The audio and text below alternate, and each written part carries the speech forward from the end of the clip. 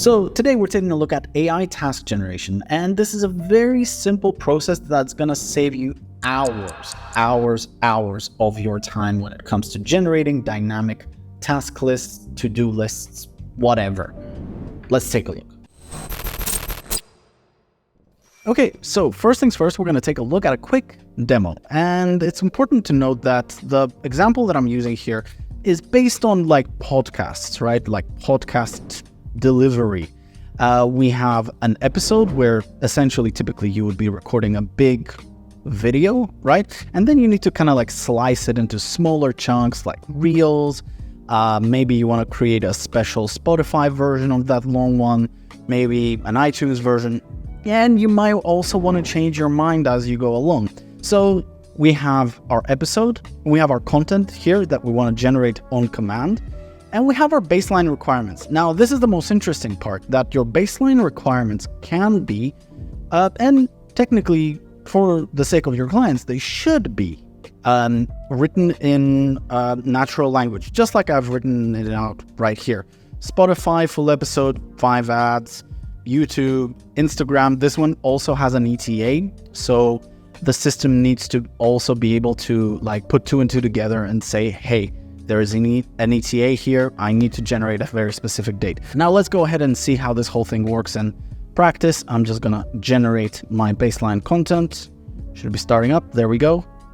And our content should be landing over here. Instagram, there you go. We've got an ETA. Now let's tweak this a little bit. I'm just gonna delete all of this.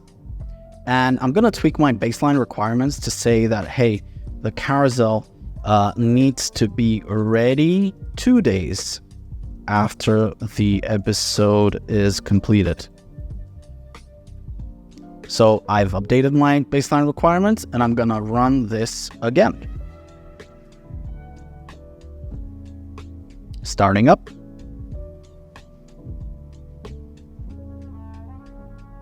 Okay, this time something went a little bit funky with YouTube, but you can see that the Instagram reel and the carousel have now got updated dates.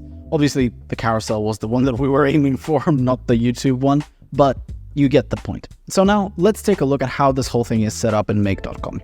Now, before we go any further, I would just like to say that we appreciate absolutely every single person who watches our videos. Now, we're trying to reach the target of 3,000 subscribers by the end of this year, December 31st, 2024. I know, that's a lame target. That's why I was thinking that if we reach 10,000 subscribers by the end of this year, I will shave my beard. Yes, I will say bye-bye to my pride and joy, but I'm willing to let go of it. I have a feeling I'm gonna regret this. Anyway, back to the video. Okay, so to kick things off, make.com is the name of the game when it comes to automation. And here on this channel, we love the damn thing. So, okay, the scenario is actually quite simple. This is nothing really crazy. We have this little part here where we're just kind of like collecting our data.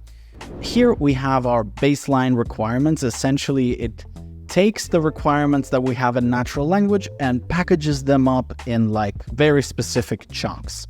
And we're going to go over this. Finally, we have this bit where we're essentially printing out each specific, very structured chunk. We're extracting some data from it as well, and we're basically creating our tasks. Now, again, I'm using just an example here of a podcast, but this can be applied absolutely everywhere, where you have a parent item, you have some tasks that you want to be created dynamically, and you don't want the trouble of creating very, very specific custom logic within your automation. It's just perfect for that kind of scenario. And it's most scenarios when it comes to like creating automation within Airtable or any other database for that matter. So let's go over the make automation. Essentially, it all starts with a webhook, right? And if you're not familiar with make, there's a link in the description down below where you can create an account, and it's going to also help the channel. But yeah, once you're ready, create a new scenario, get a webhook in, and copy the address to clipboard. From there, we are using our favorite automation, which basically works like this. When a record matches condition trigger, that essentially says that, look, in your episodes, when the generate baseline content is checked, then we run a script. The script is always the same on this channel, so if you've seen any one of my videos, you're going to see that the script is exactly the same. Just make sure that you replace this webhook with the one that you've just copied. Also, don't forget to add the record ID input variable along with the value of Airtable record ID that you can find over here in this blue button. It's this one over here. Just click it. Once you're ready, finish editing, turn it on, and that's it in terms of the trigger. It's as simple as that, really. Now, from there, what we need to do is we need to get the episode. In other words, the record ID payload that comes from module number 1, we just essentially get that record because we want to get more information from that record. The next thing that we're doing, we're just basically updating that episode with starting up. Simple as that. Now, from there, we want to get the baseline requirements, that big text. And as you can see, I'm just basically querying my baseline requirements table. I'm not limiting it in any way. You could limit it. You could put a formula in there, whatever. I'm not limiting it in this example, but you might. So from there, here comes one of the interesting pieces that you need to know about. And this is a create completion prompt based on ChatGPT. We're using GPT-4 and very soon we're probably going to be using O1. So yeah, the system prompt looks like this. And my normal prompt looks like this as well. Your mission, blah, blah, blah, blah, blah. All of this is very, very good.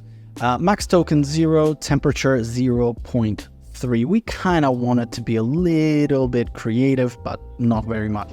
So yeah, that's that. Then we update the episode yet again. Essentially, we're giving the user an update to say, hey, something's happening. And we're just saying adding base content. And we're also mentioning the notes that we just inputted. So there's like a little log of actions. Now, from there, we're just iterating our results that we get from module number 9. We're just performing a little split. We're using an iterator, obviously, but we're splitting the result based on the dashes that exist in the response that we get from the ChatGPT module over here, module number 9. So from there, we're extracting a couple of bits of data, very important bits of data, but just a couple. So the text to parse looks like this. We have our prompt where we need to extract some important elements for this content deliverable. So first and foremost, the number of ads. How many ads do we need to place, which is basically a number.